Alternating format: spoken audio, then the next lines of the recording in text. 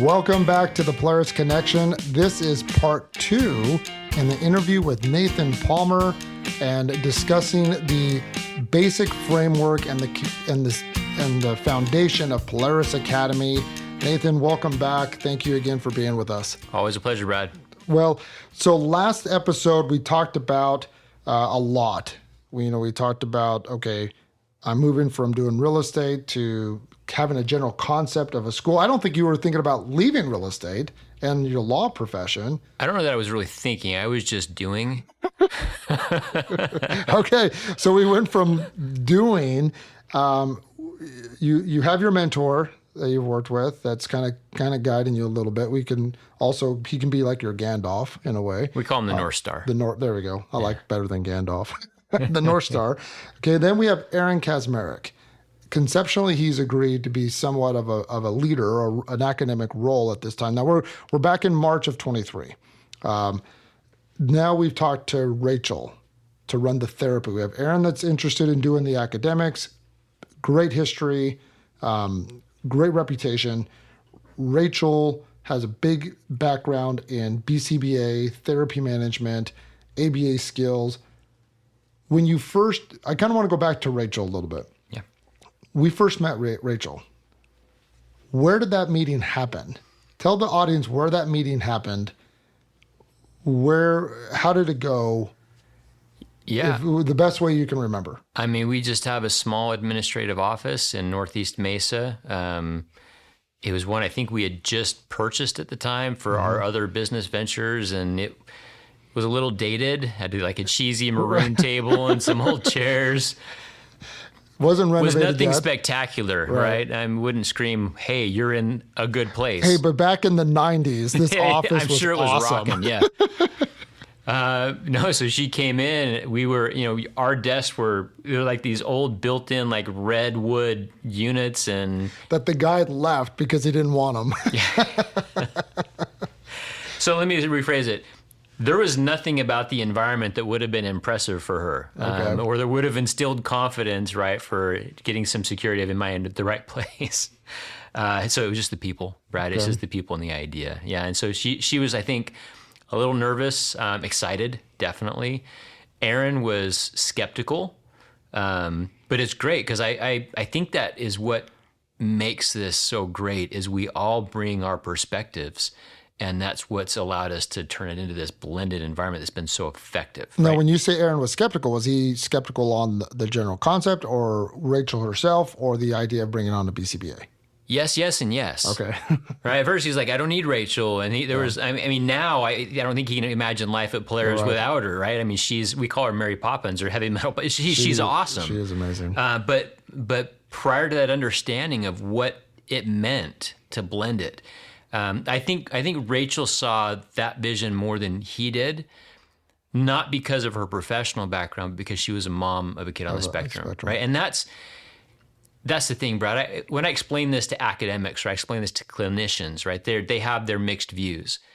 When I explain this to a parent, they instantly know what I'm talking about because they're living it day to day. And when I tell them what we're offering, it's like, yes, that is what we're looking for. Well, it's different learning about it, seeing it, versus experiencing it. Yeah. So now parents experience it. They live it 24 hours. They've grown up in this environment, or I guess they've seen their child grow up in this environment, and they've had to adapt. Mm-hmm. And a lot of parents don't know how to adapt. It's definitely a struggle. What do you remember? You said Rachel was excited. She we can use the word bought into the vision a little bit, maybe quicker, or maybe she just grasped it better. What do you remember the why? What was Rachel's why? And I know you can't speak for her, but from what you remember, what was the why?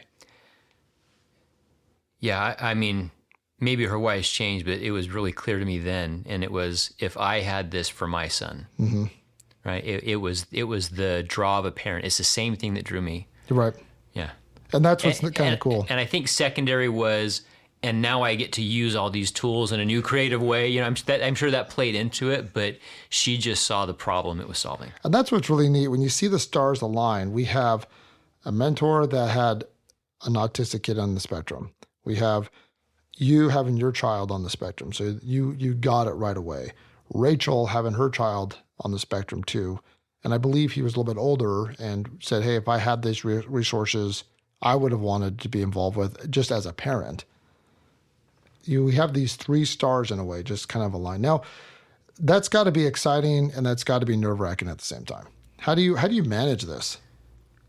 I didn't. I just kept walking. No, there was a number of times, Brad, I'd go home thinking, what am I doing? Like, these people have just now placed their financial welfare in my hands, and can we do this? You know, because it was still just a concept. You know, I didn't know, is this viable? Is this the right way? Is it separate for a reason? You know, I was approaching it as it was separate because of how the funding and the regulations meant. And I kind of am putting this thesis out there that this is how it should have always been. Mm-hmm. But I didn't know because I didn't have a model to compare it against. Aaron and I even traveled the country. We went to Massachusetts, which has some of the highest education funding in the nation, to tour some of the most premier autism schools I could find. And they weren't doing it. They by regulation and how things work, they couldn't do it. Now tell us about this trip, because you guys do go. So just for our audience to know, around March, you know, Aaron's saying, hey, I'm very, very interested. I really want to do this. Rachel says, I want to do this as well. Mm-hmm. Now, I do want to talk about this trip. Okay. So around this time, tell us why Massachusetts? What was the motivating factor behind this trip that you guys take? Sure, great question. So, you know, I knew of the schools that I knew of in Arizona. I've toured almost all of them. Right.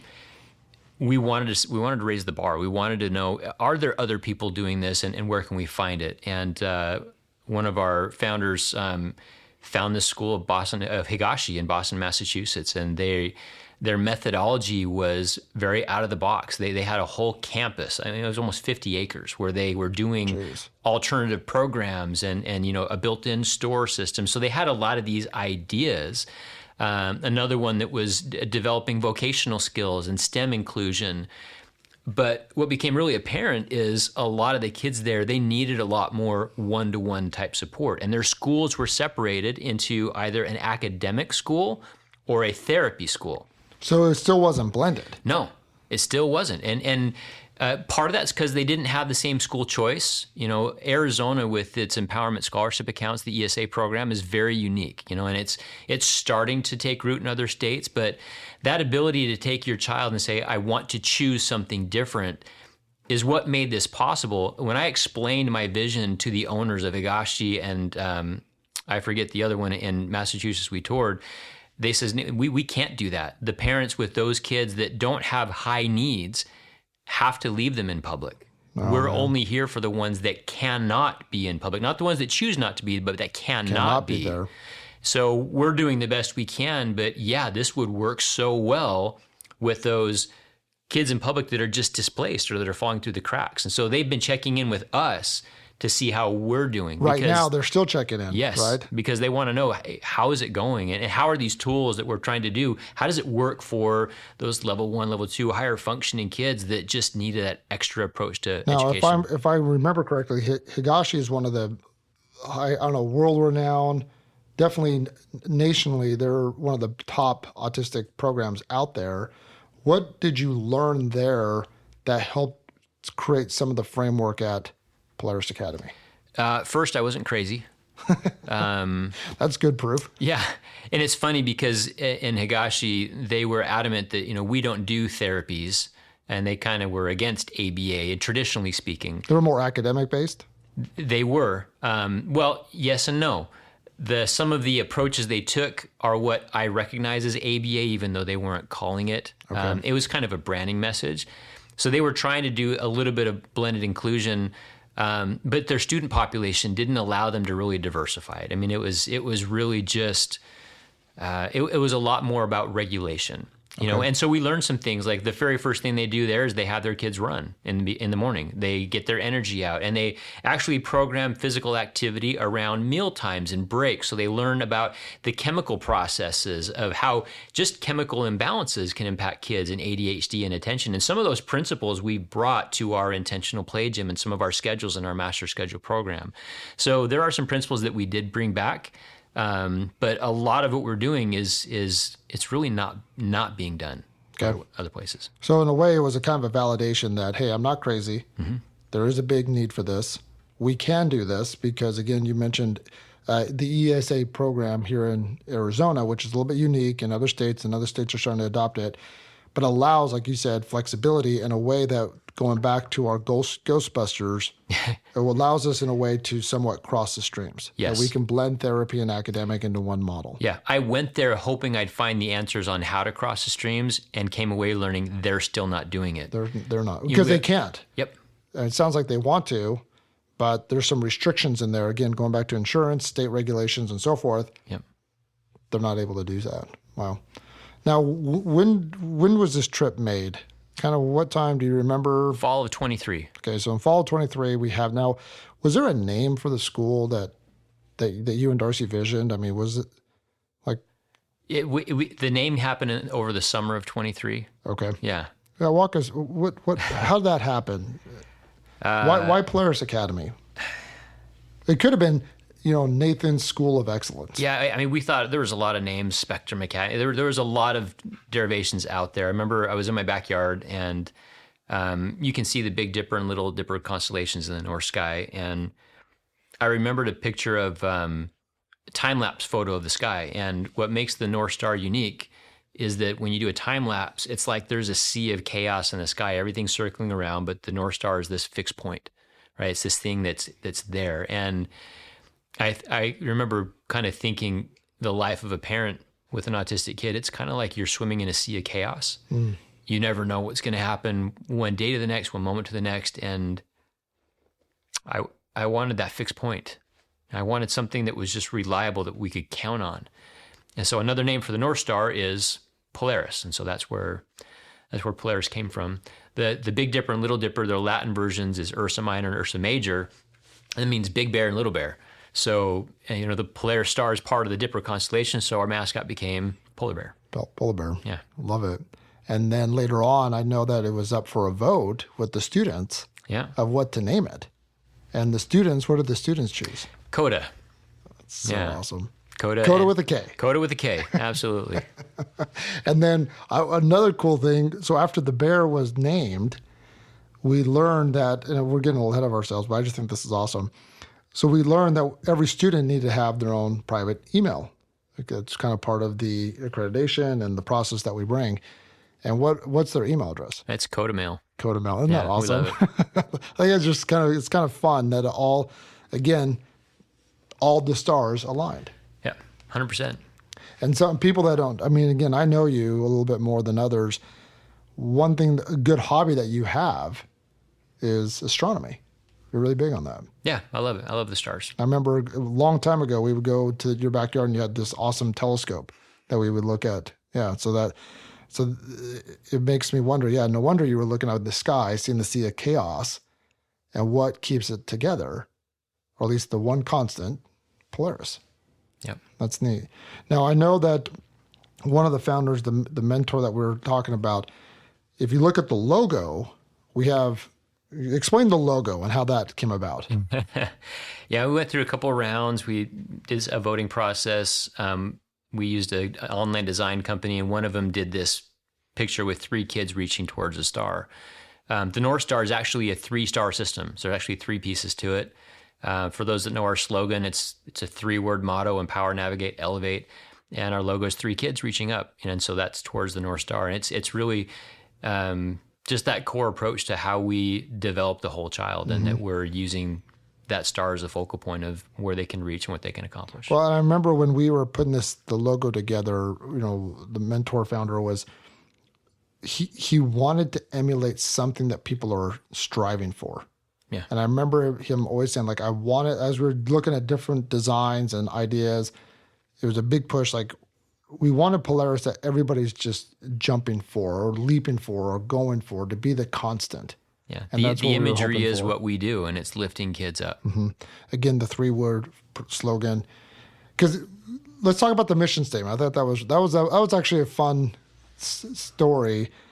So the founder did a really good job of kind of organizing. We do different market analysis, mission statements, how we put that together.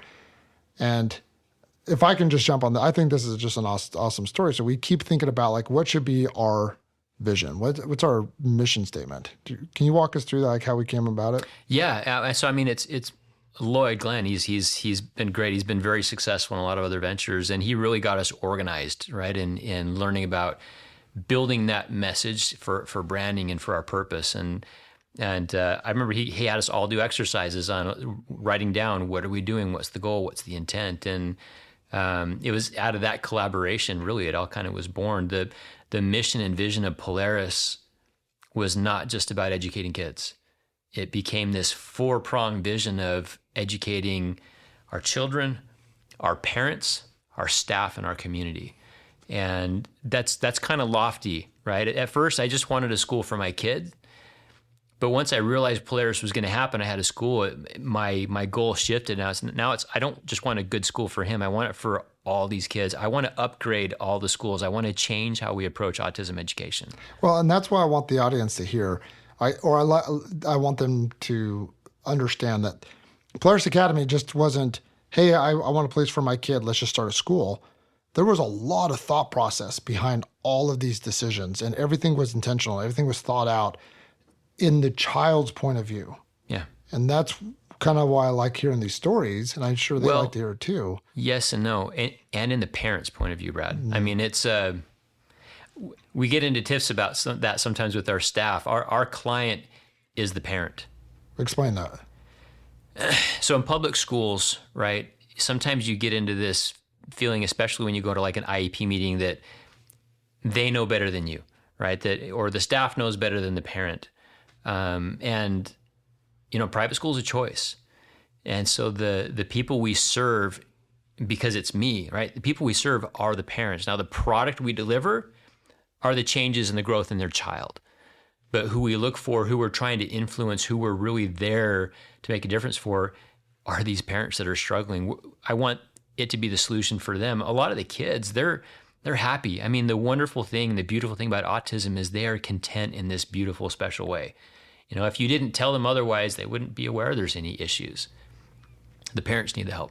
But explain that. IEPs are for the parents are uninvolved with IEPs? And what is an IEP for those that might not know? Yeah, it's an individualized education plan. It's typically done in public and charter schools under federal law. And who writes these plans? Usually it's schools, right? And it's supposed to be in collaboration with parents and with support staff, but the reality is, Brad, there are attorneys out there and professional advocates to help parents navigate these meetings. And the fact that there is an entire industry of professionals that are parent advocate supports to go to these meetings on a parent's behalf tells you there's a little bit of a problem. And it's not that the educators are bad, it's that they have so much to do and the IEPs are so cumbersome that to really be truly collaborative and have the parent feel like they're involved and they have a voice, it's just almost impossible. Well, a while ago, you mentioned something with an IEP that you sit down in an IEP meeting and then 40 minutes later, you start talking about the child. Is that fair to say? Kind of, yeah. I mean, it's there's a lot of formality with it. There's a lot of reporting. It's very hard to feel like it's collaborative. It's more like I'm just hearing what you're there to tell me. And it's all about the things that are wrong with my kid, right? It's just, nobody looks forward to their IEP. Well, you mentioned that there's parent advocacy groups that are there at IEPs on the parents' behalf? Yeah. But shouldn't the parents be there, or? The parents are there too. But there's another so there's another person there for the parents to tell them what the IEP should be saying or what's best for the child. It's not uncommon. And again, I don't want to speak negatively about public educators. Sure. I'm nothing but supporter for what they do. But I think that the ask with the IEP on their demands and what they have to juggle makes it almost impossible for them to truly implement. So it's not that they're approaching it wrong. Does that make sense? I just don't think that they're truly equipped to execute it. And so the advocate's there to try to press the issue and to try to put goals that they can execute. But the reality is when you've got a teacher in a classroom with 25 kids and one of them's on the spectrum, and expect that teacher to give that child the level of care they need, it's almost not fair to the other 24. Right. It wasn't built for that degree of specialization. Well, if you're ever in any kind of public school, managing 25 kids is tough as it is. Yeah. Now you have one that's on the spectrum that needs a little bit different attention, and they just learn in a different way. And they all need different attention. Yes. And managing that is a logistical Could you nightmare. imagine being a teacher with 25 kids and you have 2 of them that are on the spectrum? Like, that would be hard. Well, being a teacher is hard anyways, let alone overcomplicating it. We love our teachers. Man, God bless all of them. You know, they do it from the heart. They do it the best way they can. But we talk about the system is not set up for success. And it's not the teacher's fault. It's not the IEP's fault. It's just the way the system is used to. Like, that's just how that's just how it is. It was their best effort at an accommodation for education. Sure. And really what we're saying is there just needs to be a whole different approach. The environment as it was built for gen ed, it in itself is not accommodating enough. And so to build supports within it, it's just like a losing battle. So again, it's not that I don't applaud them for the effort. And look, if I didn't have these experiences, I wouldn't have been able to create what we've done with Polaris. But I have yet to meet a parent that has told me, yes, I look forward to my IEP meeting every year. You know, it's same thing with teachers. Like, I have to imagine that document, it's like 80 to 100 pages long. Like, that is, really? It is a workload, and it's an accountability nightmare that I wanted to take all the stress out of it, because it's not their fault either. It's just the ask is so astronomically high. Well, and since we're on this topic, and we'll go back to March of 23 or the fall of 23 in a moment, IEPs. Polaris Academy. How does Polaris Academy do IEPs? We don't. We have the parents waive the IEP. Okay, so they waive it. Yep. And we replace it with because I replace it with something else. We have what we call as an SEP, or a student empowerment plan. Okay. Explain what's a student empowerment plan? It's a great question. It's changed over the last year and a half. When we first had the idea, we just said it was going to be something better. And it took us the entire first semester of our first year just to build it. Okay. It's built around our frameworks. Our slogan is empower, navigate, elevate. Those are kind of our founding platforms that all of our methods are based on. And they also represent the 3 sections of our SEP. So the very first section, the empower section, has nothing to do with deficiencies or struggles or goals or benchmarks. That section is everything we can celebrate about your child. So instead of coming to an IEP meeting going, here's everything wrong, we start ours by, here's everything that's right. That's awesome. And if we can't identify something right with your child, we're doing something wrong. Every kid has something that is unique, special, and praiseworthy about them. So, and it's not just recognizing, but it's then how do we empower those strengths? How do we support them through our programs? Okay, so that's section 1. And it just is a celebration of them and how we are building them into their best self. The navigate section acknowledges, okay, there are some limitations, and that's our goals. But because of our structure, where we've blended and done all these inclusive therapies and academics together, we set the goals across several categories that we can execute in class, not with pullouts. So we have academic goals and behavioral goals and speech goals, and they're not limited to what DDD or health insurance would have.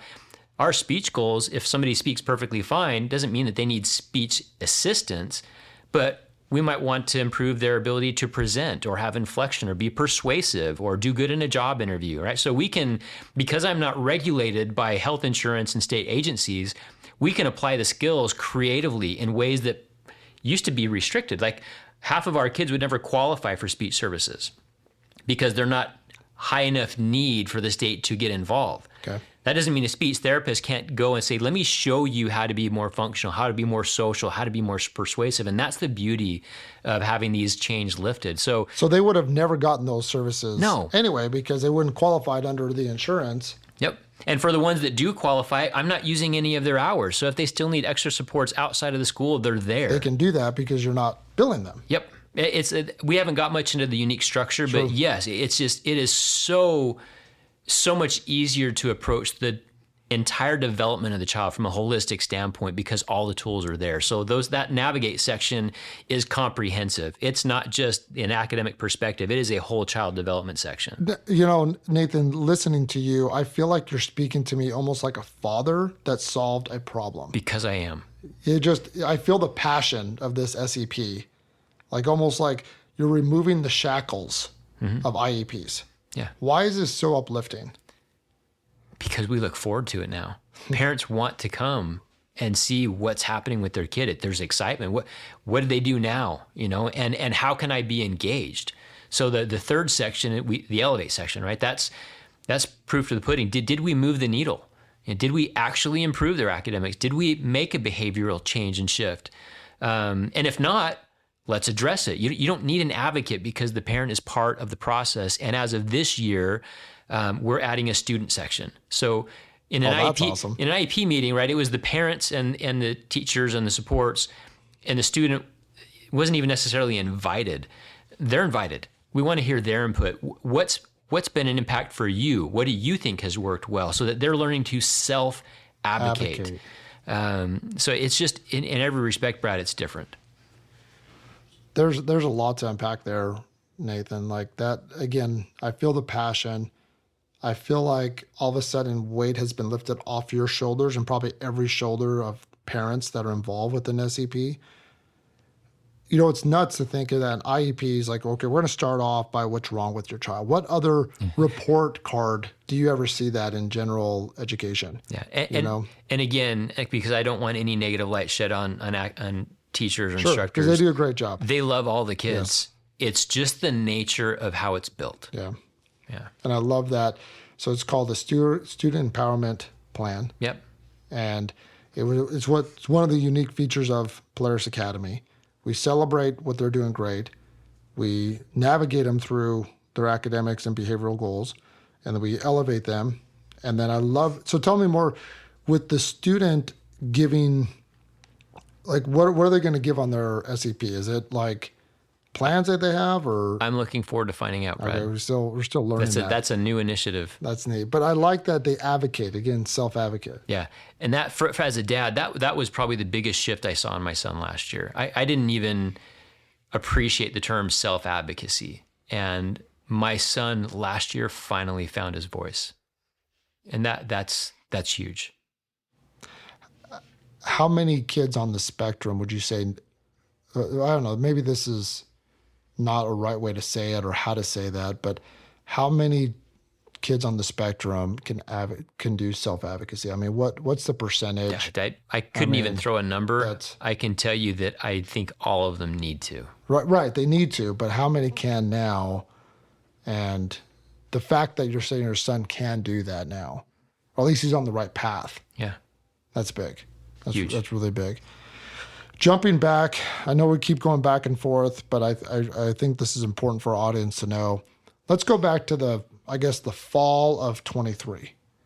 You go to Higashi, you learn a lot of things. In fact, I remember one of the stories you said that the kids go out there and they just run them. Yeah. They put them in this big, huge field and they just go for it. Yep. Right? And I think that's awesome. Now, okay, we kind of have basic framework. Aaron's involved. Rachel's involved. We have Polaris Academy. That name comes out. We have the Empower, Navigate, Elevate. Mm-hmm. We know who we want to serve. The clients are our parents. Obviously, we serve the kids, but we look at it from the parents' point of view, what helps them out the most to help their child through navigating the spectrum world. What's the next step now? Now we need a school.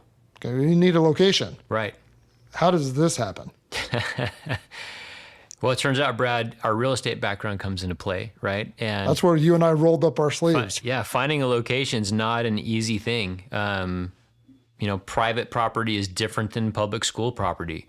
And you had joked, I think, that you wanted a place between a Target and a Costco, and it's funny that we found one. So this building we found was listed improperly. It was categorized wrong, which I think is why it was still available.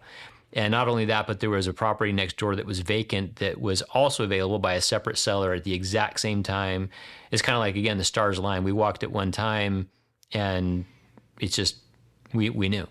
But how to buy it, how to renovate it, again, this is just that part of being pulled. I think one way or another, Polaris would have found a way to grow, but we started at the scale we did because on a handshake, our North Star bought the building for us.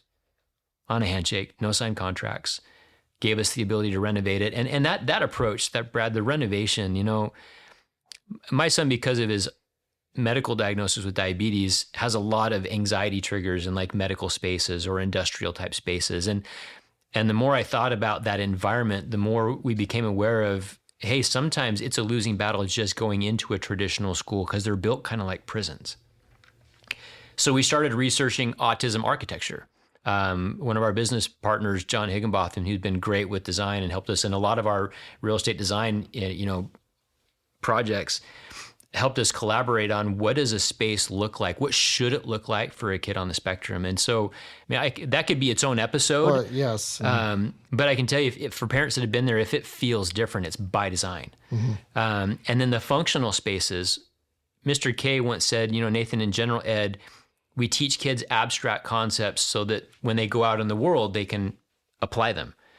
Kids on the spectrum have a hard time making that correlation. So at Polaris, we bring the world to them, and we built environments outside the classroom where they could see what functional academics look like in business, in life, at home, to connect that to how to develop them as a person. Well, and on that point, I remember Mr. K teaching me, he says, I love special education because it's education done right. Done right, yeah.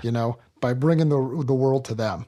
And that's kind of part of and this is its own separate episode, the regulated classroom that we got involved with, of really bringing that environment into them. Big shout out to John. He did a lot of work on the architectural design on the inside. I remember him coming in and having all these design concepts because it's new. Nobody really focuses on architectural design for autistic schools. No. So share some of those stories, like what made it so unique, the design architecture of the building that was purchased, that's unique, that you didn't really find anywhere else. So several factors. The color scheme in and of itself, in finding not just muted patterns, because you don't want to dull it down where it's absent of emotion. It still has to feel organic and comfortable. You don't want it all gray. No, you don't, and you don't want it without tone. But you need it where it's balanced. You want natural materials that are calming. A lot of our finishes have acoustic properties, which create sound absorption, actually train a different kind of sound response that's more comfortable for them. All of our lighting is adaptable and dimmable in the building. The color of the light was a specific choice that's more prone to help with focused instruction and attention. The spacing of it to avoid shadowing and spotlighting effects. Everything we did was conscious around making this something that can be not a barrier for learning. And if the opposite would be inviting. I remember our first break, when we went to fall break, the kids were upset because they weren't able to come to school the next week, right? And some of our kids have celebrated their birthdays at school because they wanted to do it in our gym. So it's been rewarding to see that not only is the process good, but they love the environment. They love being there. Well, and going back to, I think this is a fun story to talk, if I may. I like the way that we bought the building. I think that, like you mentioned it a little bit. I think it was really cool. Again, to me, that's all the stars aligned. And our audience doesn't know, like, how many properties did we look for before we selected one? I lost track. We looked everywhere. We were all over the place. And I remember Nathan kind of gave me the charge a little bit of like, okay, if we did a school, how big should we be? Where should we be? How should that all work? And I get my geeky hat on and I start analyzing things together. And I remember going to Nate, I was like, okay, if we did a deal, if we could find the perfect location, like you said, it would be awesome if we can be by like a Costco or a Target, just one of those. Because again, thinking about our clients, which are the parents, and mostly moms are going to be driving their kids. I know with my wife, she takes our kids to school, and it's busy. It's super busy, and you want to be closer to freeways, in and out access, simple, convenient, easy drop-offs, easy pickups. So we're thinking about this, and lo and behold, Polaris at Superstitions happens. And, you know, talk about like, why was that such a good site when you found it, when you saw it? Because it had a lot of challenges too. Sure. No, one, it was in Mesa, and I'm in Mesa, and I got tired of driving my kid to schools outside of Mesa. You know, Mesa's a big place, and I wanted something that was here. Mesa's the first autism certified city. Frankly, they need this resource, right? They needed something ground up designed for this population, not modified, right? Other places I've been in, it's like a school in a retail center, what feels like a retail center, or it's in an old school and it feels like an old school, or it was in an industrial complex and it feels industrial and sterile. We gutted the entire thing and rebuilt the entire interior structure, and it's why it feels so unique. And it's right off the freeway, so we knew we could access families from further away. We've learned that we have families coming from, my gosh, further than they should, which has driven us to want to expand quickly. But I wanted it accessible, I wanted it safe and in a good area. So all those things kind of just fell into place. Well, which was nice. So the property that was bought, and then there's a lot next to it. Yeah. Same owner, different owners. Different owners. That's crazy. And it was all available at the same time. Yeah. And it laid the groundwork for our expansion. And I mean, it's just set us up for growth. And it's how, you know, bullish, I guess, was it of us that we buy this building before I have a single kid enrolled before my son, right? And we buy this property we're going to expand to before we've even signed an enrollment contract. We had no students. No teachers. No. And here we are developing 2 new expansions just next year in addition to the site next door. It's been a thing. You know, and one awesome blessing that the property gave us that we weren't anticipating first was where the STEM room is and where the intentional play gym is. Yeah. Explain that real quick. Like, why was that so unique? Yeah, well, it was an office space, but they had these warehouses on the ends. And, you know, auditoriums in a school, those are hard to reproduce. And in private places, you're going to find those with warehouses. And so it's going to feel like a warehouse converted into a school. This one just had a wonderful dynamic for the office that converted easily into the classrooms. And then these wings on the end, these warehouses, created these creative learning spaces. You know, our intentional play gym, for those that haven't seen it, there's a fly through on our website to give you a taste. It is not just a fun zone. It's not just a big equity basketball court. It is where we equip children with the physical skills and the emotional skills they need to play. Yeah. And I didn't appreciate that until I saw this in action. And I saw kids that would come in anxious about the environment, not because the environment set it off, but because they didn't feel confident doing those skills, spinning around, doing a flip. And I will tell you, the change in their social engagement by the end of the year, when they learned how to move and build those strength muscles and know that they can roll and they can flip and twist and jump and do front flips. And I tell you that it's like the anxiety melted away and they became as or more social than my other kids. Well, and I want to talk a little bit about this. This is important for our audience to know. By putting together the school or the intentional play gym, a long time ago, you let me go on one of your tours with with one of the many families. One of them. Right. While that we had just demolition and electrical wires. Well, no, even hanging. before that, I'm talking about another school, right, like okay. another autistic Oh, school. yes, that's right. And one thing that Nathan did to me is we went to their play area, normal basketball court, very traditional, because the school, the way that it was designed was more set up for general population, or I guess general ed, I should say. Mm-hmm. Then I noticed that during their play period or the recess, whatever, you had the aide playing basketball by themselves while all the other kids are sitting along the wall. Yeah, it's just a break for everybody. Right. Yeah. And I remember early on, you turned to me and says, "This is not going to happen. We're going to do this different." And that's one thing I just love that. That was a really good imagery in my life that I saw. And you were right. Like, you need to teach these children how to play. Yeah. You need to work with them. It sounds so obvious, but no, it's hard to implement. And that's where the intentional play gym is. It teaches them how to play. It teaches them how to use. What are some unique factors, and why do we have those in the intentional play gym? Oh gosh, everything is unique. I mean, when parents first walk in, we say that for kind of the last room of the tour because the kids never want to leave. It almost feels like a trampoline park, but it's all functional. So we have a tumble track trampoline set where we teach them gymnastic progressive skills. And that's not just for our older kids, that's from our kinder and up, teaching them how to roll and how to bounce. And again, just getting that comfort with movement in their body. Some of these kids have never moved past some of those inner ear reflexes where they feel disoriented and it triggers anxiety. Well, they move through that here and they like it. And so some of those physical sensations that were restricting now become empowering. Our rock wall is as much for fun and core strength as it is for building hand and integrity and, fine motor skills. We have an intentional ninja training corner, which is, when you look at it, it looks like just a piece of regular playground equipment, but all the attachments and accessories are attachable, detachable, they can move. And so through the course of the year, we incorporate different grappling techniques and different creative play options so that when they go to a playground, it's not just the slide 100 times over. They have the strength and the skills to do creative play. And then our wall, for those that have seen our loose system, it's a, almost 20 foot wide by 13 foot tall digital interactive projection system. It's touch sensitive, it's motion responsive. So personal story, my son, when we'd go to the playground, would never play basketball with the brothers. He'd hang out, look at cars, talk to the adults because that's what they're programmed to do. But on this equipment, I can put 2 digital hoops on the wall that looks kind of like a video game. I can add cartoon characters. I can change the hoop heights. I can change the light and the sound dynamics.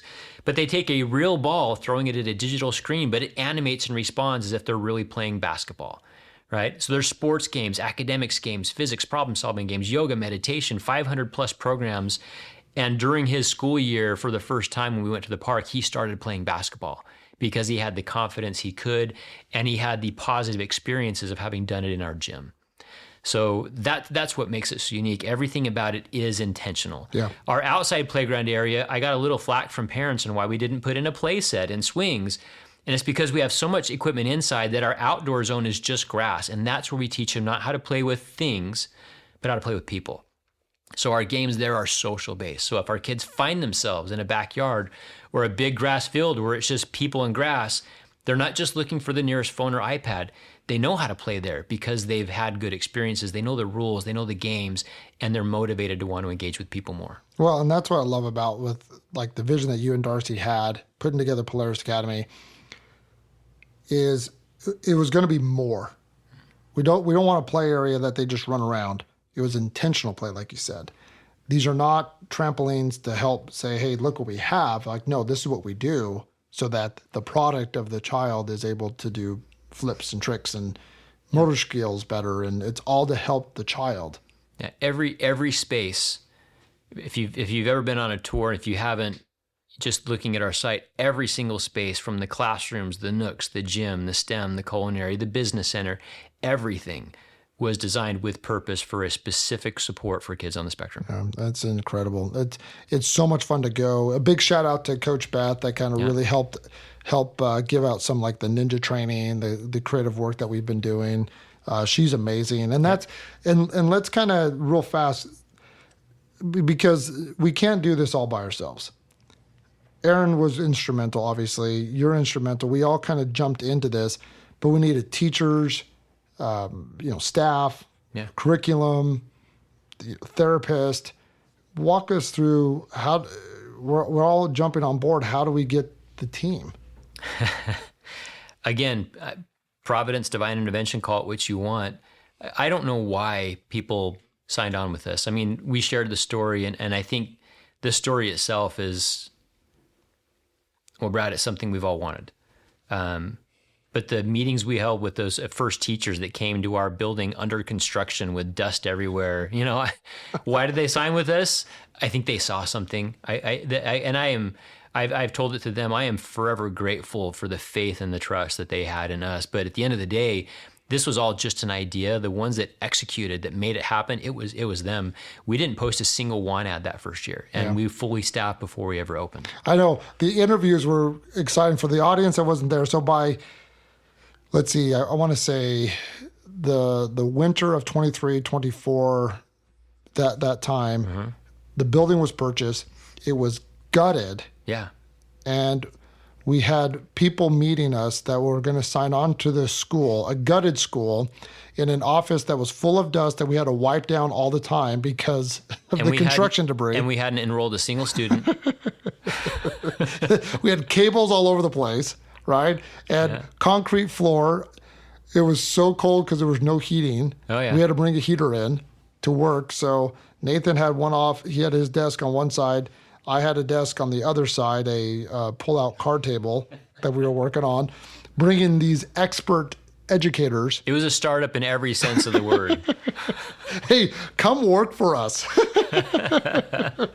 And listen, that just leaves it. There was nothing impressive about it except for what we were trying to accomplish and people that believed in the vision. You know, it was amazing. We had the benefit of interviewing these teachers and the wonderful staff that we have. One thing that always comes out that I just love is their passion for these kids. Yeah. They're passionate. And we talk about the SCPs, or we talk about blending therapy and academics. I don't think I had one person say, wow, that's dumb. Like it was the opposite. It's like, wow, we've always wanted to. It was like almost like a light bulb going in. And like, yes, that makes complete sense. When can I sign up? What an incredible, incredible ride. We're going to be interviewing more of our staff later. So for those that would love, I encourage everyone that's listening, please stay tuned to further episodes because we just had one with Haley. Heidi Lee's going to be on here soon, and I hate to bring out people's names because I don't want to forget anybody and feel bad, there's but a lot. They're incredible people. But you know, now Polaris Academy has been started, and I want to ask you more from you, Nathan. If you could sit down with every parent who is feeling lost or overwhelmed right now, what is the one thing that you would want them to know deep down? There's hope. Don't give up. You know, every journey for a kid on the spectrum is different. The struggles are different. The family dynamics are different. And it can feel overwhelming at times. Don't give up. You know, these are wonderful children. They have capacities and things and they're just often enough to make you go, this is why I do what I do. And it's worth it. And just know that there's a place where there are people that think like you. And, you know, if it was up to me, Brad, I would make Polaris available for every kid out there. We're growing as fast as we can, but we want to be a resource. So even for those that are just looking for a community, you know, reach out. We're here for you. We love and appreciate you. And just know that the journey gets very rewarding the longer you're on it. So don't give up and look forward to the good days. Well, thank you, Nathan. And we're going to end on that. Thank you for all that's part of the Polaris Connection. Thank you for listening with us today. There is hope. Let's go out and make the world better. And thank you for being with us, Nathan. Thank you, Brad.